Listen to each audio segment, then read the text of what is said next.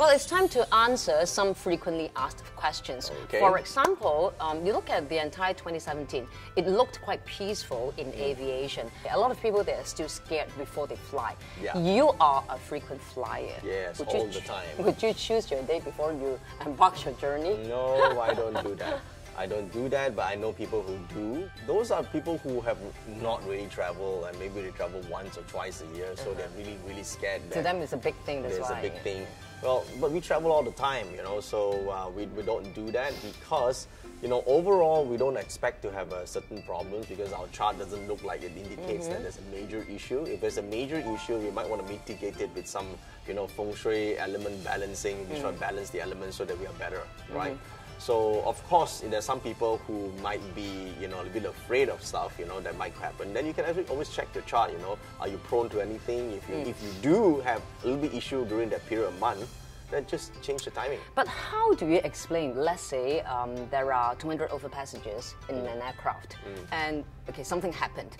It can't be, you know, they share the same fate, right? Yeah, they can't, okay? They don't share the same fate, but they do have certain problems.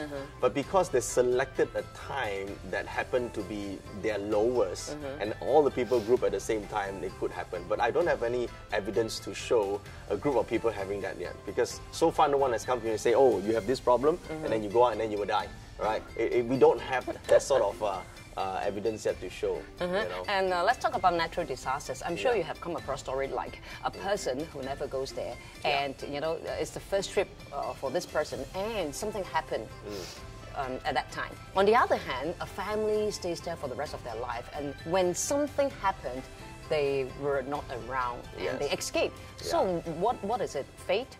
That's definitely fate. Yeah, but we don't look for this in a general reading. If you want to look for that, I'm not the right person to see because I don't care about these things. Because how often, out of 1,000 people, maybe one of them will have this problem. Most people come to me, it's for, you know, looking at business advice or for how to improve certain aspects of their life or how to improve their career. So I like to focus on solutions rather than avoidance of certain fatal accidents because it's very rare. And out of 1,000 people, maybe one or two might have their problems. And if they don't bring that thing out, I probably wouldn't even notice it in their chart. So we don't talk about fatal accident. We talk about minor accidents. Right. For example, a person who parks his car somewhere. You have the entire parking lot. You know, everyone is fine except this person. Yes. So what's this? Is that someone prone to accident? Is it fate? If we really want to go down to details, when you plot your Bazi chart, you will see certain months that could be clashing with your luck cycle. So that is like out of the 12 months, it is the lowest point. You can plot your chart by following the link, by the way. You can actually see which months that you have the lowest, and then during that month you might have more parking tickets or scratches on your car and stuff like that. But you see, that's the thing. If you focus on that and then you say, I have a pretty nasty year because of this, then you know your life is screwed. There are so many other things in your life. Maybe in the same year you make like a couple of $1 million. What is it? You can buy a couple of new cars, right? So the problem is, what are you focusing on?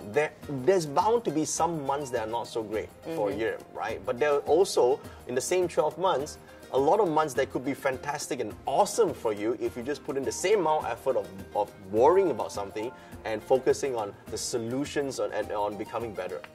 Now let's move back to global situation. There are two major elections. No, I'm not talking about Malaysia. I'm talking about the Western world. One is in Germany and the other one is in Russia. Would Angela Merkel and Putin be able to continue to be the presidents of their own countries? Well, two factors play a role. Number one, your competitors. Number two, your own. Right? You judging on Angela Merkel's chart alone, she's going to face enormous problem. If she faces a weak opponent, then she'll win. But based on her chart, very unlikely because there's so strong elements against her. Okay. Whereas if you look at Putin's chart, is different. He's got 3 female competitors. Yes, but based on his chart, is very strong. Okay, and he's likely to overcome that unless there's one person with a destiny chart that's even stronger than Putin. Okay, you see, there's two factors that play the role. So until we know who the competitors are, then you don't know who the actual outcome is. But based on guesstimate, based on their charts, Putin's strong, Angela Merkel is weak. Okay, look, it's so good that you know how to plot the chart because you can have everybody's chart, including the presidents.